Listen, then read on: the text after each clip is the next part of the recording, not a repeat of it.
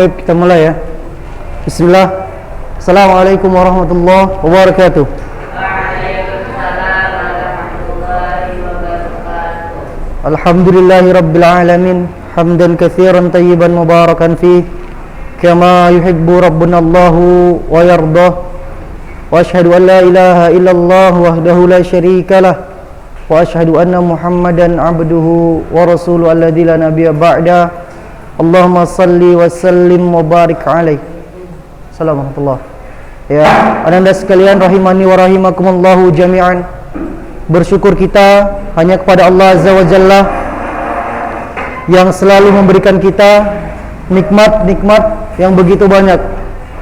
Ya, yang hanya dengan nikmat Allah tersebutlah kita dapat melakukan kebaikan-kebaikan dengan sempurna di atas muka bumi ini. Selawat beserta salam semoga Allah selalu curahkan kepada Nabi Muhammad sallallahu alaihi wasallam, pada nabinya sallallahu alaihi wasallam, ya, pada para keluarganya, para sahabatnya serta umatnya yang senantiasa mengikuti apa yang beliau ajarkan hingga akhir hayat. Ya, baik Anda sekalian, memang terkadang nikmat Allah itu dianggap suatu musibah bagi sebagian orang. Ya, dianggap suatu musibah. Contohnya apa? Semalam ya, semalam. Kalau bahasa Indonesianya semalam itu tadi malam. Kalau bahasa kita apa? Semalam itu kemarin ya. Kalau hari yang kemarin yang telah lalu sehari itu namanya kemarin. Kalau semalam itu tadi malam. Ya, tapi kalau bahasa kita mungkin semalam itu kemarin. Yang benar adalah yang sehari yang lalu namanya kemarin, sementara semalam adalah yang tadi malam. Ya, semalam Allah turunkan rahmatnya berupa air hujan deras, ya, berangin, ya. Ada sebagian rumah orang banjir, gitu. Ada sebagian rumah orang banjir dan mungkin dalam hati mereka menggerutu, gitu kan. Ya, hujan deras, angin kencang, masuk ke dalam rumah banjir, ya. Dan tahun-tahun kemarin juga kontrakan Ustadz itu banjir, ya, banjir. Tapi apa? Kita ambil hikmahnya. Bisa jadi, ya, dengan Allah banjirkan rumah kita, ada najis-najis yang selama ini nggak kita bersihkan. Bisa jadi bekas apa, tikus, ya, kotor-kotor tikus masuk, atau ya kotor-kotor yang lain. Dengan adanya banjir, kita otomatis akan membersihkan rumah kita. Selalu kita ambil hikmahnya dari semua itu. Ya, berapa banyak tempat yang Allah jarang turunkan hujan. Salah satunya di Riau, ya. Ustaz kemarin selama setahun lebih tinggal di Riau. Itu jarang sekali banjir, jarang sekali hujan, ya, nggak turun berarti hujan sana jarang. Ya, bersyukur kita Medan sering hujan, berarti mudah air, gitu kan. Kalau masalah banjir ini tinggal manusianya, jangan buang sampah sembarangan, ya kan, taat sama pemerintah, biasakan hidup yang bersih, gitu kan. Ini kadang kesalahan kita juga membuang sampah sembarangan di tempat saluran air, kita buang sampah, jangan. Bungkus yang rapi, buang tempat pembuangan sampah, ya, seperti itu. Jadi terkadang memang nikmat Allah sebagian orang menganggapnya itu suatu musibah, ya. Kenapa ini Ustaz sampaikan? Karena ada sebagian tempat yang saat ini banjir, gitu ya. Kemudian juga kita dilarang mencela hujan, dilarang, kita nggak boleh. Ada juga Ustaz pernah temukan, ya, orang lagi mencari nafkah mungkin, ya, dia lagi sedang cari nafkah. Tiba-tiba hujan deras, dan karena hujan itu mungkin terasa pada seseorang itu, dia terhambat dalam mencari nafkah. Misalnya apa? Kalau orang yang tukang ngantar-ngantar makanan, hujan kan dia nggak bisa melanjutkan. Ya, ini sebagian orang menggerutu, ini nggak boleh kita mencela. Ya, bisa jadi dengan turunnya hujan dan Allah berhentikan dia di suatu tempat yang karenanya Allah menyelamatkan dia dari sesuatu musibah di depannya. Ya, saya pernah sampaikan. Bisa jadi orang ini berhenti karena hujan. Dan sebab itu, ya, sebab karena Allah berhentikannya itu, bisa jadi di depan ini ada bahaya. Kalau Allah nggak turunkan hujan, kalau dia nggak diberhentikan situ, ketika dia melaju ke depan, ada sesuatu yang dapat mencelakai dirinya. Paham di sini? Paham ya? Sama seperti kalau kita lagi pergi sekolah, tiba-tiba ban kita bocor, gitu kan? Kita berprasangka baik dengan Allah.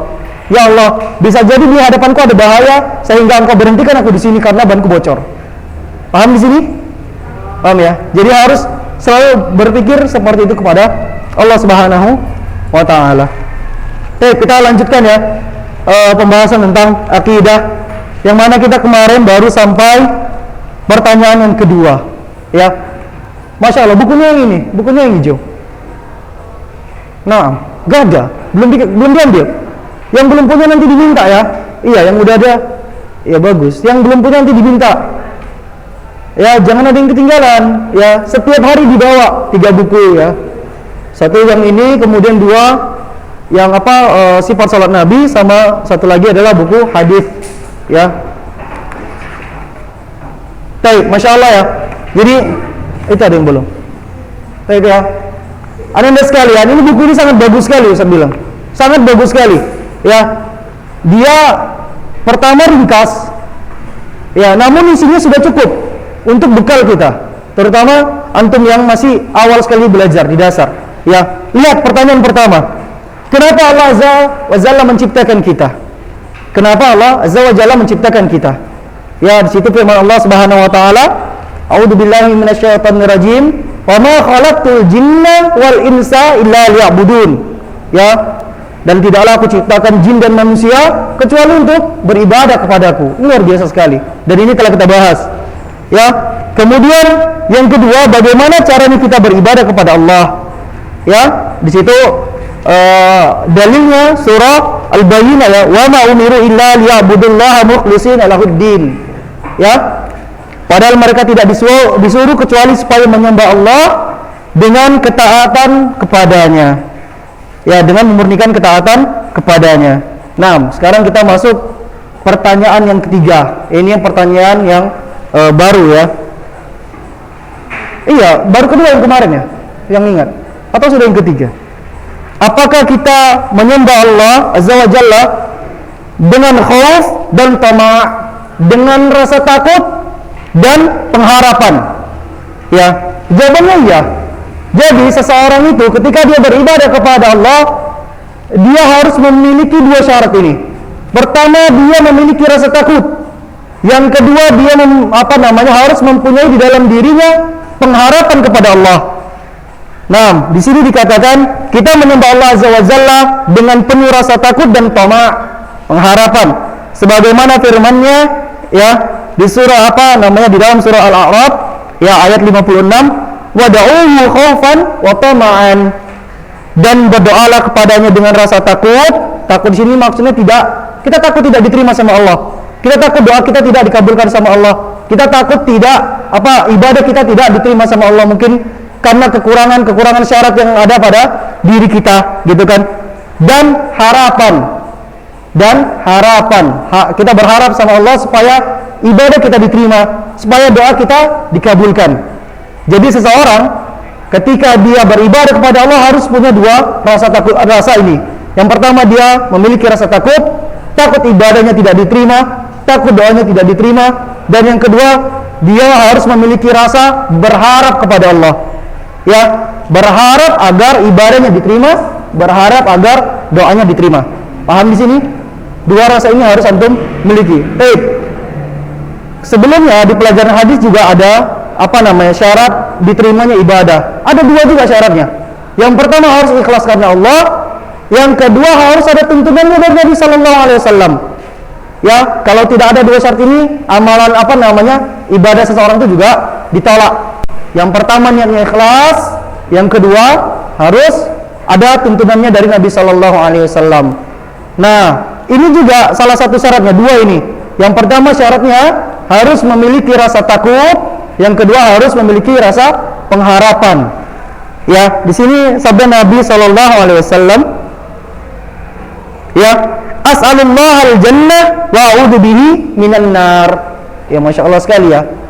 Doa yang paling terbaik itu ketika seseorang hamba itu minta ampunkan dirinya kepada Allah, dia berharap masuk surga dan dia berharap dihindarkan dari siksa api neraka. Ini doa yang paling baik. Jadi antum ya, setelah meminta setelah bersyukur pada Allah, kita kan kalau berdoa itu biasakan bersyukur dulu kepada Allah. Alhamdulillahirabbil alamin. Kita bersyukur, ya Allah, terima kasih atas segala nikmat yang telah Engkau berikan. Gitu kan? Banyak sekali yang Allah berikan sama kita, gitu kan.